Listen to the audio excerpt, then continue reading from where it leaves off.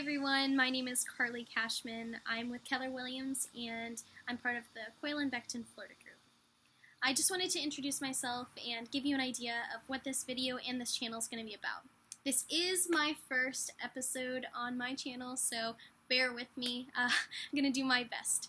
And I just wanted to kind of give you an idea of what my goal is for this channel, this video, and what to anticipate in the future episodes that I have. So my goal is to educate you in the process of buying or selling a home because, to be honest, it can be a scary process, and it's less scary when you're properly educated and you have an idea of what to anticipate in the process. So I'm going to do my best to be as honest and fair and explanatory as physically possible so you know what you're getting into when you go through the process of starting to buy a home or sell your home. So before I get into the questions that people ask me, I wanted to give you an idea of who I am and why I'm here. So, like I said, my name's Carly. I've been in real estate for just about a year now, and it has got to be the best decision I've ever made for myself. I was in sales previously. I've been in sales for the last 6-7 years or so. It's always been face-to-face up until the last job that I had, and it was over the phone. And I've always been very passionate about helping people, and I've always loved sales, and it's something that has just kind of gone hand in hand with my lifestyle. And when it came to real estate, I was actually doing it for free for a while for a lot of friends, and they'd come to me and say, this is how many people I have, this is what I want to pay monthly, and this is the area I want to live in, and I'd ask a few more questions, and I'd actually call, set up an appointment for them to go check it out, or sometimes check it out for them and take pictures and then send it to them. And I've had friends that I hooked up with rentals as well as purchases that they went through with way before I even got into real estate. And I was very passionate about it. I loved the hunt and finding something that's going to make sense for somebody. And basically, at my last job, I became really unhappy for a while, and I ignored that feeling because I was like, I should be happy. I'm making great money. I can take care of my bills and more, and it just makes sense. And it's okay to not love your job, right? And I took a few steps back from that job and went on a brief vacation, and I got a perspective of like, hey, you can really be happy in life and actually make money and do a lot with your life at the same time. So I jumped headfirst into real estate, and I've never looked back. So now you have a perspective of who I am, and I just want to jump into the questions that some people asked me and to give you an idea of the process of buying or selling your home. So the first question is, what is the process to buy a home? So you wake up one day and you're tired of renting. You want something that's going to be more concrete, more focused on your needs. And so what my first step is you find a realtor. Find someone you trust that you can get an idea of what you're looking for and where you're going to be looking and kind of an overall range of what the process is going to be. They break it down for you. So in the process, when you start to know that you're looking to purchase a home, you're going to connect with a realtor, get a perspective of what the wants, needs are, from the bedrooms to the area to any specific needs, like maybe you can't do stairs, or maybe you need to be a certain vicinity to your office. So those are things that you kind of go over, and then before you start looking for homes, you connect with a lender. You get a perspective of where you stand financially so you don't end up shopping blind. That's something that a lot of people do, and it's really unfortunate because one of two things happens. You either fall in love with this amazing house that might be perfect for your family, but it's out of the price range and it's not physically possible. And then once you know that, you start the process of searching again, and you've set the pedestal so high that you can't reach that again, and it just sets you up for a little bit of disappointment. So I try to avoid that altogether. Then the other option is that potentially you're selling yourself short for what you think you can afford, and you're trying to keep at a certain budget when in reality you can afford that extra bedroom so you're not shoving 2 kids into a room, or you can afford that personalized office in the house so you're not having to work on the couch. You have options, but you potentially don't know when you don't speak with the lender. And that lender is going to give you a perspective of what you need to save and things like that, but they walk you through that process. So then you start house hunting, and you you start finding what works for you and what doesn't, and say you find a house. Then we write up an offer, and that's going to have all the legal jumbo in there, and that's going to have all the information for our sellers to accept, deny, or give us a response back. So say it's accepted, then the next steps are you have an inspection period. Within that inspection period, you will have escrow, which is good faith money, which means, hey, this shows that I'm interested, I am very serious about purchasing your house, and this is a little bit of money towards what my closing will cost. So it's not money you're throwing out the window, it's money that is going towards your closing costs for purchasing the house. So it shows that you're serious. That happens within the first 3 days of being under contract. And if for whatever reason you change your mind and the house is not what you thought it was and you fall out of love with it, you get it back within your inspection period. And during that inspection period, you're going to run through all the inspections necessary for whatever you're thinking is needed on this house, from home inspection, termite, wind mitt, well, any of those. It's your choice, depending on the loan that you choose. Once you get the inspections and the appraisal done, then you have negotiations if anything needs to change within your agreement with the sellers. And once you're past that, everything's down to the lender finalizing your loan. And then you get to the closing. Right before the closing, you'll have your walkthrough in the house. Make sure all of those repairs necessary that you discussed get done. And then you go and you sign this thick of a paperwork file for all of your information, sign your life away a few times over, and then you own a house, then you're a homeowner. And that is the short but lengthy version of how to buy a house.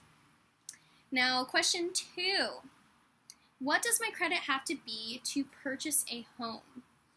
Well, I want to say there's a magic number, but there's not.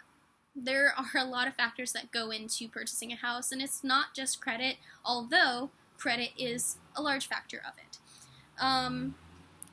Because I have had people purchase houses when they were in the low 6s, and there's options for you when you're in, I want to say high 5s, but you want to be in the 6s, and into the 7s you're in a safe zone. This is my advice on that topic. You are going to be paying on your house with all of these variables in line for however long. It could be, if it's a 30-year mortgage, if you don't sell or refinance or any of those options. So you want to be in a good place when you purchase. I understand that some people are in a rush, and wherever they finalize that, that's where they're going to stay until they refinance, which is fine, and it works for some people. But just keep in mind that you have the option to go to credit repair, and I will share a link below for who I choose for that, to make sure you're taken care of. And then that way they get you in a perfect place in sometimes a matter of months, and then you're in a much better place for better payment, better ratios for how long you're going to be paying interest, those kind of things. So you want to be in a good place for that. So as for a magic number for a credit score, I don't have one, but get it to a place where you're comfortable, get your DTI in a good place, and we'll get into all of that. Okay, so question 3 is, who do I go to for a pre-approval? Well, you'll want to get with a lender for a pre-approval. A lot of people go to their bank. So, for example, I bank with Bank of America, and a lot of people think, I'm going to go straight to my bank and get a loan. You can do that. That is certainly an option, but through my experience, I prefer to work with lenders that are specific to mortgages. When you have a large bank, they have that as a branch that they focus on, but not the only thing they focus on. So through my experience thus far, I would say sometimes when it's not their primary focus, you get put on the back burner, and your priority to close on a certain day may not be their priority to close on that day. So I specifically work with a few lenders currently that I've stuck with now because they have gone above and beyond to close on time. And in the grand scheme of things, some people may not look at that as a priority, but say you're moving from out of state and you have that moving truck, and then the lender isn't finalizing your paperwork and they go, yeah, you've got another week and a half when you were expected to close tomorrow. That can complicate things on a grand scale. So I try to work with who I trust is going to make sure we get to close and on time. Two questions kind of go together. The first one is, how much do I need for a down payment? And the second question is, what kind of loans are there? So I'm going to kind of put those together. And there are a lot of types of loans, but I'll specify on the top 4 that most people are going to be using commonly. The first one is conventional loan. That one's going to be a 3 to 5% deposit, and that's the go-to that most sellers prefer when they're getting an offer sent to them. FHA is going to be a 3.5% down, and that's going to be how much you're doing as a deposit. VA and USDA are going to be 0% down. Now, VA is, of course, a veteran's loan, and USDA is specific to certain parameters for your ratios for your income and such, and then it's also specific to specific homes. So you may be qualified for your USDA, but the house that you're interested in might not be a USDA house. So those are things you have to take into consideration, that sometimes you may love a USDA house, but you're not qualified for it. And then other times you may qualify for USDA loan, but the house isn't USDA. So those just kind of have to match up. So the next question is how do I sell my home, and what is the process to begin? So basically you connect with a real estate agent once again, and we do a walkthrough of your house. I actually usually ask my clients to give me a tour of their house and show me what you've done to the house, show me the improvements you've made, where you spend most of your time, and what things you love about the house, and maybe some stuff you don't like about the house. Then we discuss numbers, and we run through the process of what the commission's going to be, what you'd like to sell the house for, what you'd like to make out of the house, and how soon you're looking to be out of the house as well. So we just basically take a lot of information and then we do the work. At least I do. We run through getting some professional photos done. I run through the advertisements that I'm going to place for you guys, and then the showings begin. So you make sure that the house stays in pretty condition, in the same condition that basically they were in the photos, and then we talk about getting some people in that house and maybe to even do an open house for you. So once it gets under contract, we usually take care of a lot of that for you as well, and then eventually you get to the closing table and we take care of that then. So it's a lot of information. It's less intimidating than you think. So if you have any questions about that, or you know someone that's looking to list their house, just put it in the comments below. And the final question that a lot of people have are first-time home buyers and programs for them. There are a lot of options for first-time home buyers, especially locally. We have some smaller businesses and then some larger businesses. Something that locally within Polk County people use is the Keystone program. That is something that is available and it's amazing, but it's something that you want to do in the first block of the year. So January to maybe March, April, because it's basically a bucket that you have, and in that bucket there's only so much money that can be taken out, and as the year goes on, people have used it and it depletes, and then we have to wait till the next year until it gets refunded.